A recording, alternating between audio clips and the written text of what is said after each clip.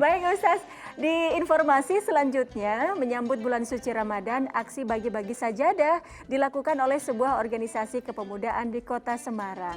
Sajadah-sajadah tersebut dibagikan kepada warga kurang mampu serta musola yang berada di perkampungan.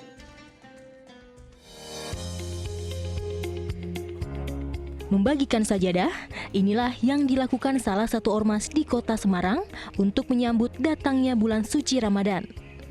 Sajadah-sajadah itu diberikan kepada warga yang tinggal di kawasan pinggiran dan dalam kondisi ekonomi kurang mampu.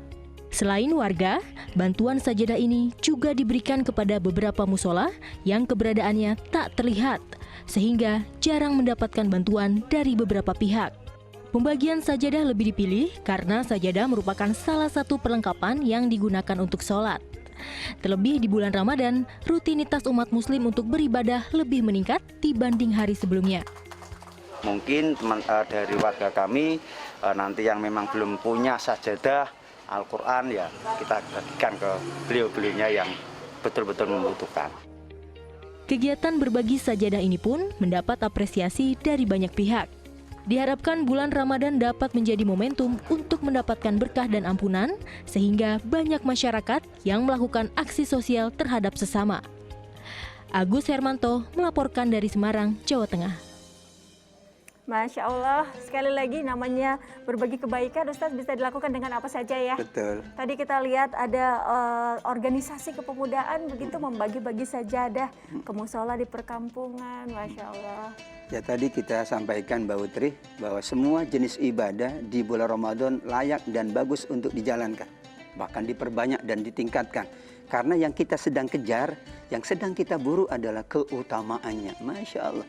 Yang kita buru adalah kelebihannya. Yang kita buru adalah pahala yang berlipat ganda. Kita mungkin tidak dapat ya menjalankan di waktu yang lain. Inilah Ramadan.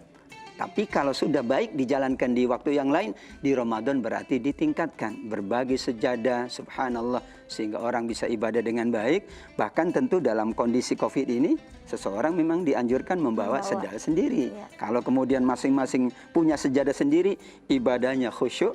Bahkan yang memberi sejadah berpahala, sholatnya dilipat gandakan oleh Allah Subhanahu wa Ta'ala. Masya Allah, Ustadz, benar nggak sih sedekah ini bisa menolong kita dari bencana yang bisa terjadi pada kita baik di dunia maupun di hari akhir nanti? Itulah keistimewaan ibadah harta. As-shadaqatu tudfi'ul bala. Sedekah ini ya akan menutup pintu bencana. Jadi pintunya saja ditutup oleh Allah Subhanahu wa Ta'ala. Karenanya dahulu di masa awal terjadi bencana. Maka kemudian Nabi menganjurkan para sahabatnya untuk memberikan sesuatu. Ya ada yang memberikan sedikit, ada yang memberikan makanan, memberikan pakaian. Kenapa? Karena Nabi menginginkan sedekah yang dilakukan secara bersama-sama, insya Allah akan menutup pintu bala. Di hadis yang lain Nabi mengingatkan pula bahwa sedekah ini dapat menutup murka Allah. Padahal murka Allah sesuatu yang kita tidak inginkan. Maka berbagi, bersedekah, berinfak. Inilah cara kita pula agar kita terhindar dari bencana, terhindar dari musibah, insya Allah.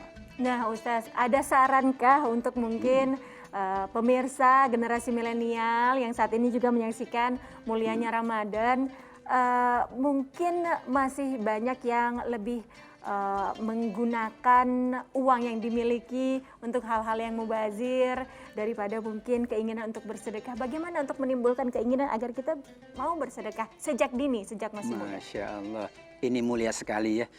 Generasi muda kita, para milenialis tentu ingin dia berkontribusi besar untuk kebaikan dunianya, kebahagiaan akhiratnya.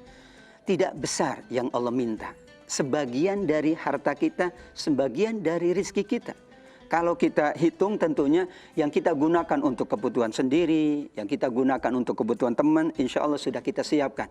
Tapi Allah meminta ada sebagian, ada sedikit yang kita berikan kepada orang lain. Dari sedikit itu akan punya pengaruh yang sangat besar. Jadi jangan dilihat sedikitnya.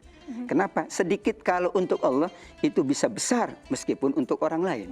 Karena kan hakikatnya kita bersedekah kan untuk Allah. Meskipun tentu yang akan mendapatkan kebaikannya adalah sahabat kita, teman kita, keluarga kita. Itulah cirinya orang yang mau memberi untuk Allah, maka Allah akan memberi lebih banyak. Jangan khawatir. Kalau kita memberi untuk Allah, Allah akan memberi kepada kita lebih banyak. Maka ini motivasi untuk kita semuanya, insya Allah generasi muda. Ya, kinilah kesempatan kita untuk berbagi. Yakinlah yang kita beri itu Allah akan ganti dengan lebih banyak. Mana qasad shadaqatun min mal. Tidak akan berkurang harta kalau disedekahkan. Mafhumnya kalau tidak berkurang berarti nambah. Betul. Nambah terus. Tidak pernah berkurang dan tidak ada ya ceritanya atau sejarahnya orang rajin infak lantas miskin. Ini berlipat ganda menjadi 70 kali ya Ustaz ya, kalau nggak salah ya. 700 kali lipat. 700 kali lipat, Masya Allah. Masya Allah. Nah Ustaz, ini mungkin jadi pertanyaan para pemirsa juga. Ini juga pertanyaan yang saya ingin tanyakan bahwa boleh nggak sih kita bersedekah dengan keluarga terdekat? Ya, boleh. Bahkan Nabi mengatakan sodakoh kepada keluarga, kepada kerabat berpahala dua. Yaitu pahala pertama sedekahnya, pahala kedua adalah menjalin hubungan kekerabatan, mendekatkan hubungan kekerabatan. Asalkan tentu keluarga kita atau saudara kita, kerabat kita memang layak mendapatkan sodakoh. Tapi kalau tidak layak, tentu ada orang lain yang lebih layak. Ini sekiranya orang lain layak, keluarga kita layak. Maka keluarga ketika kita berikan sodakohnya, kita mendapatkan pahala dua, kata Nabi. Pahala sedekah, berikut pahala berbagi dengan keluarga. Asalkan tadi keluarganya memang layak mendapatkan bantuan dari kita semuanya. Ya, di antara orang-orang yang berhak mendapatkan sedekah ataupun zakat begitu Ustaz, di antaranya adalah orang yang terlilit utang, begitu ya Ustaz ya, kemudian fakir dan miskin, apalagi Ustaz?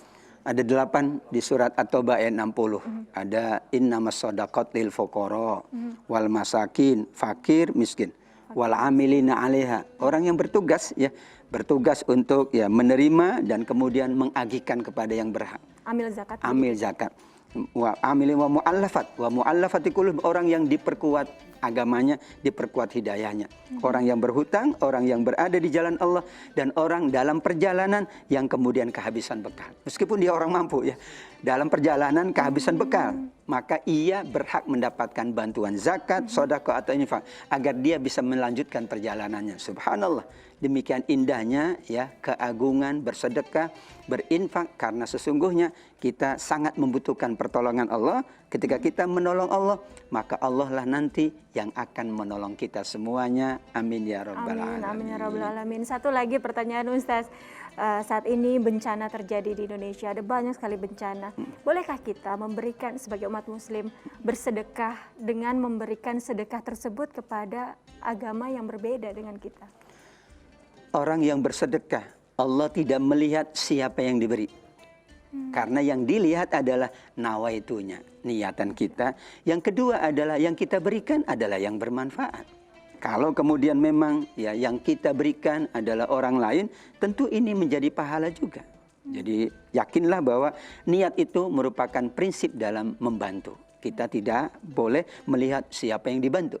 Ya, karena siapa yang dibantu itu urusan Allah Subhanahu wa taala. Yakinlah kita nawaitulillah, kemudian yang kita berikan adalah yang memang amat sangat bermanfaat sehingga orang lain pun insya Allah mendapatkan kebaikan dari Allah Subhanahu wa taala.